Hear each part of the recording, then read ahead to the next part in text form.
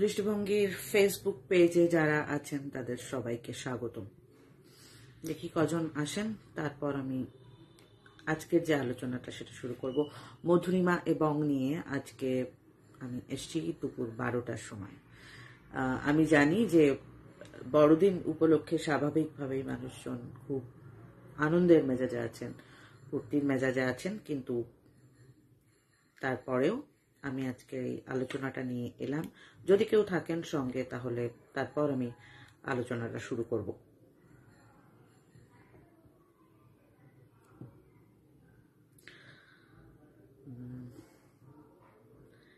ইতিমধ্যেই ক্যাপশনে দেওয়া আছে কি নিয়ে আজকে আলোচনা করব, এবং সেটা খুব এই মুহূর্তের জন্য ভীষণ জরুরি টপিকও বলা যেতে পারে, ভীষণ সময়োপযোগী টপিকও বলা যেতে পারে। তো কারা কারা আছেন, কারা আসছেন সেটা একটু দেখে নিই, তারপর আমি কথা বলবো।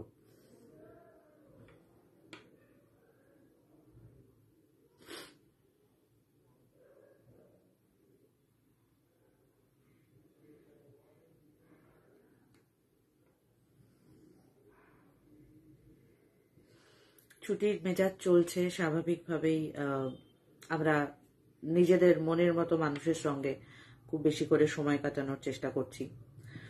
সেই সময় হাতে মোবাইল বা ইত্যাদি জিনিসগুলো নিয়ে আমরা খুব একটা বোধহয় বদার্ড হই না, কিন্তু তবু আজকের এই ছোট্ট আলোচনাটা আমি একটু করব।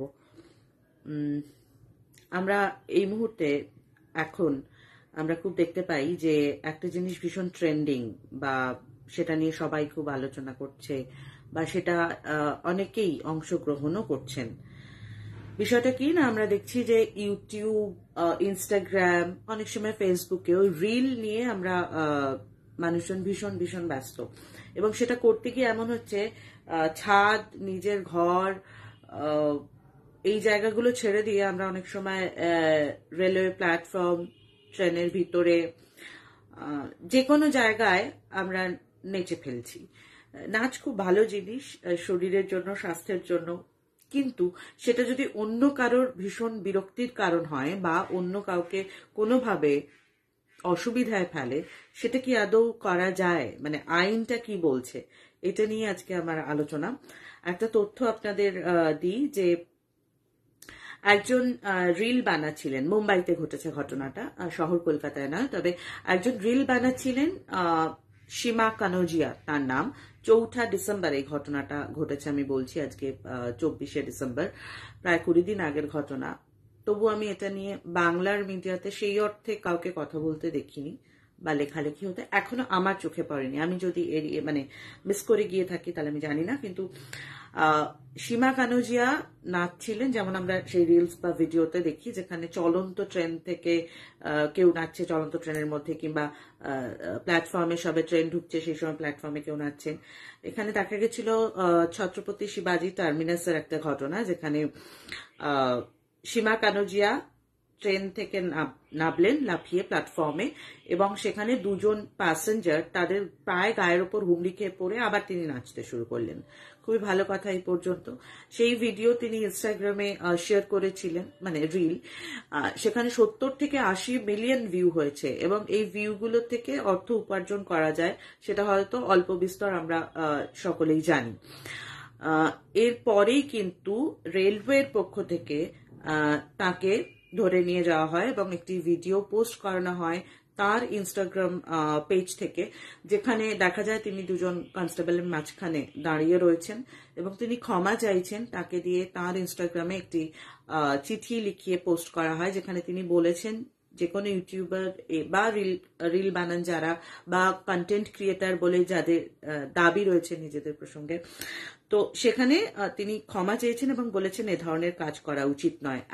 এত কেন বক্তব্য আমি রাখছি, তার কারণ রেলওয়ে অ্যাক্ট সেকশন 152 এবং 153, আরো একবার আমি বলছি, রেলওয়ে অ্যাক্ট 152, সেকশন 152 এবং 153তে এই ধরনের কাজ পাবলিক প্লেসে করা যাবে না, এবং তার সঙ্গে বলা হচ্ছে যে পেনাল্টি তো থাকেই, এবং 10 বছর পর্যন্ত সাজা অর্থাৎ জেলও হতে পারে। এবার আপনি ভেবে দেখুন, আপনি লোকজনের মাঝখানে নেচে পয়সা উপার্জন করবেন, নাকি জেলে যাবেন, না কি করবেন, সেটা একদম আপনার ব্যক্তিগত চাহিদা বা ব্যক্তিগত মতামত, ব্যক্তিগত সিদ্ধান্ত। আমি শুধু একটি কথা বলবো, আমিও দেখি অনেকক্ষণ ধরে এরকম এরকম করতে করতে, স্ক্রল করতে করতে রিলস দেখতে থাকি। আজকাল মানুষ বাড়িতে কি রান্না করছেন, বাড়ির পর্দা কি লাগিয়েছেন, বাড়িতে কি জিনিসপত্র কিনে এনেছেন, সেটা আনবক্সিং করা, সব কিছু রিল বানায়। আমি খুব অবাক হব না মানে এই দিনটা যদি চলে আসে যেখানে মানুষ তার ব্যক্তিগত মুহূর্তটাও রিল করছেন, ব্যক্তিগত মানে চরম ব্যক্তিগত মুহূর্তের কথা বলছি। আমার মনে হয় মাঝে মাঝে, আমি ভুল হতে পারি, জানি না, কারণ এই রিলস থেকেই নাকি প্রচুর অর্থ উপার্জন করা যায়। খুব ভালো কথা, যার যার যদি স্কোপ থাকে তাহলে তিনি কেন করবেন না। কিন্তু একটাই বক্তব্য যে সত্যি কি এই জিনিসগুলো করে আমরা জনসাধারণকে উৎপাতের মধ্যে ফেলছি না? আমি একদম নাম নিয়েই বলবো, শ্রেয়া রয় বলে একজনের আমি মাঝে মাঝে স্ক্রল করতে গিয়ে রিলস বা ভিডিও দেখি, এবং যেটা প্রথমে ভাইরাল হয়েছিল যে ট্রেনের মধ্যে, চলন্ত ট্রেনে তিনি নাচছিলেন। তো এই যে জিনিসগুলো, এগুলো কিন্তু আইনের একটা ধারা রয়েছে, এটা আমাদের একটু মাথায় রাখতে হবে যে রেলওয়ে অ্যাক্ট সেকশন 152 এবং 153, যেটাতে যদি আপনার এগেনস্টে কেউ এই বিষয়ে অভিযোগ করেন তাহলে 10 বছর পর্যন্ত জেল হতে পারে এবং তার সঙ্গে পেনাল্টি হতে পারে। এরপর আপনার অভিরুচি যে আপনি কি করবেন বা করবেন না। আমি আরো একটা কথা বলতে চাইবো যে এই জিনিসগুলো করতে গেলে একটা দিকে তো ঠিক কথাই যে আমাদের অর্থ উপার্জন, ব্যক্তিগত জায়গা সব ঠিক আছে, এবং বাকি মানুষজন বিরক্ত হচ্ছেন ভীষণ। তার চেয়েও বড় কথা হচ্ছে কোনো যদি অ্যাক্সিডেন্ট হয়ে যায় তখন আপনাকে কে দেখবে। আমি এই প্রসঙ্গে একটা কথা বলতে চাইবো যে কলকাতা পুলিশের ক্ষেত্রেও কিন্তু আমরা এর আগে সক্রিয়তা দেখেছি। আমরা স্যান্ডি সাহার নাম প্রায় সকলেই জানি এখন। তিনি চলন্ত রাস্তার উপরে মা ফ্লাইওভারে কলকাতাতে নেমে একটি রিল বা ভিডিও বানিয়েছিলেন। তো সেটার জন্য আমরা কলকাতা পুলিশকে সক্রিয় দেখেছি। যদি এই ভিডিওটা কোনোদিন কোনোভাবে কলকাতা পুলিশের কাছে পৌঁছয়, আমি সেটাও অনুরোধ করব যে এই ধরনের জিনিস যখন আমরা দেখি, সত্যি বলতে সাধারণ মানুষজন অনেকেই আমাকে ইনবক্সে বলেছেন ভীষণ বিরক্ত হচ্ছি, কি করব বুঝতে পারছি না। তো এই জিনিসগুলোর ক্ষেত্রে আমার মনে হয় আমাদের আরো কড়া পদক্ষেপ আমরা চাইলে নিতেই পারি, কারণ আইনের ধারায় কিন্তু রেলওয়ে অ্যাক্ট সেকশনে 152 এবং 153-তে পেনাল্টি এবং 10 বছর পর্যন্ত জেলের অপশন রয়েছে। এবার আপনার ভাবনা যে আপনি কি করবেন বা করবেন না, বা এরকম যদি কাউকে দেখেন তাহলে সেক্ষেত্রে আপনার কি করণীয়? আপনি কলকাতা পুলিশকে ট্যাগ করবেন নাকি আপনি নিজেই খড়গহস্ত হবেন, সেটা একদম আপনার ব্যাপার। আমি শুধু এই আইনের জায়গাটুকুই বললাম এবং এই ঘটনাটা বললাম যেটা 4 ডিসেম্বর ঘটেছে মুম্বাইতে, ছত্রপতি শিবাজি টার্মিনাস এবং আন্ধেরিতে এই মহিলা সীমা কানোজিয়া, তার ভিডিও তিনি ভাইরাল হয়েছিলেন। 70 থেকে 80 মিলিয়ন ভিউ খুব একটা কম জিনিস তো নয়। সেখান থেকে উপার্জনও করছিলেন, কিন্তু তাকে ক্ষমা চাইতে হয়েছে এবং তিনি নিজে বাকি ইউটিউবারদের উদ্দেশ্যে একটা চিঠি লিখেছেন যেখানে জানিয়েছেন এরকম না করতে। কাজেই আপনি যদি আপনার সামনে এরকম কাউকে দেখেন, সেক্ষেত্রে একেবারেই আপনার দায়িত্ব থেকে যে আপনি কি করবেন বা করবেন না।